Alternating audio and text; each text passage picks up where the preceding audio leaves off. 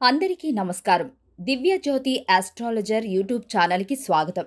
ఈరోజు మనం మడికి గ్రామం చిలకలపాడు కాలనీలో ఉన్న ముసలమ్మ తల్లి అమ్మవారి గురించి తెలుసుకుందాం.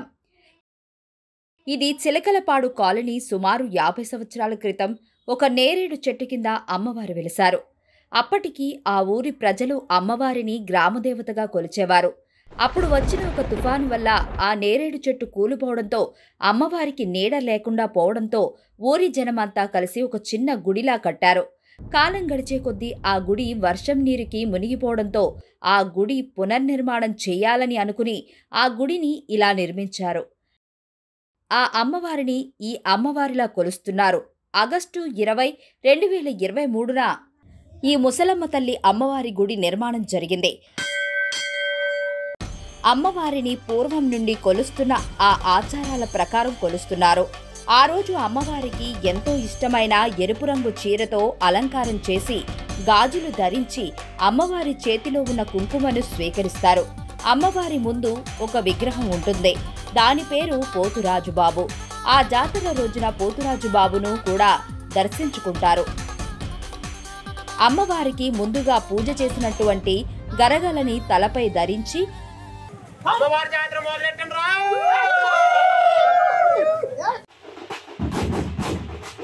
అమ్మవారి ముందు ఇలా నృత్యం చేస్తారు. అక్కడి ఊరిలో ఏ శుభకార్యం జరిగినా అమ్మవారికి చీర, గాజులు వాళ్ళ సాంప్రదాయంగా ఇస్తారు.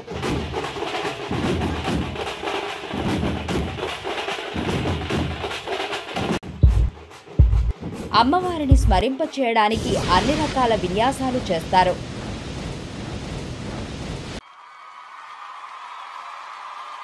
ఈ విధంగా అక్కడి విన్యాసాలకు స్వాగతం చెప్తారు.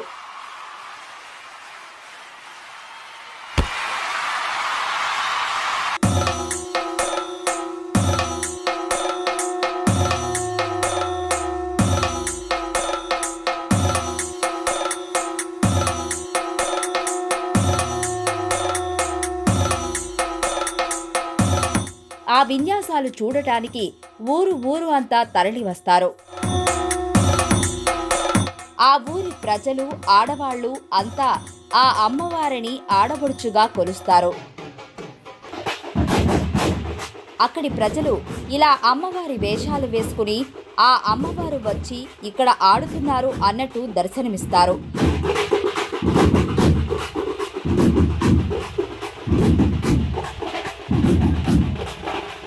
ఇలా ఈ జాతర ఊరు అంతా తిరుగుతూ చేస్తారు.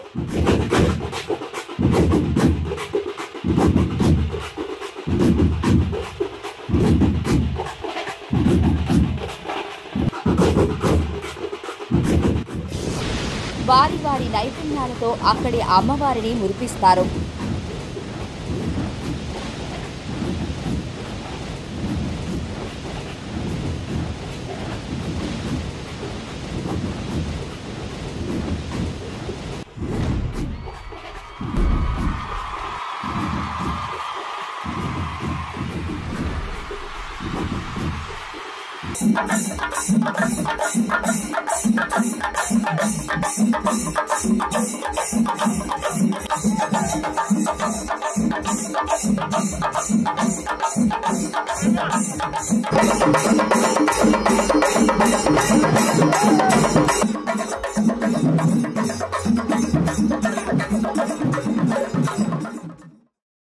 జాతర ముగిసే సమయానికి ఇలా హారతులు ఇచ్చి అమ్మవారిని శాంతింపచేస్తారు.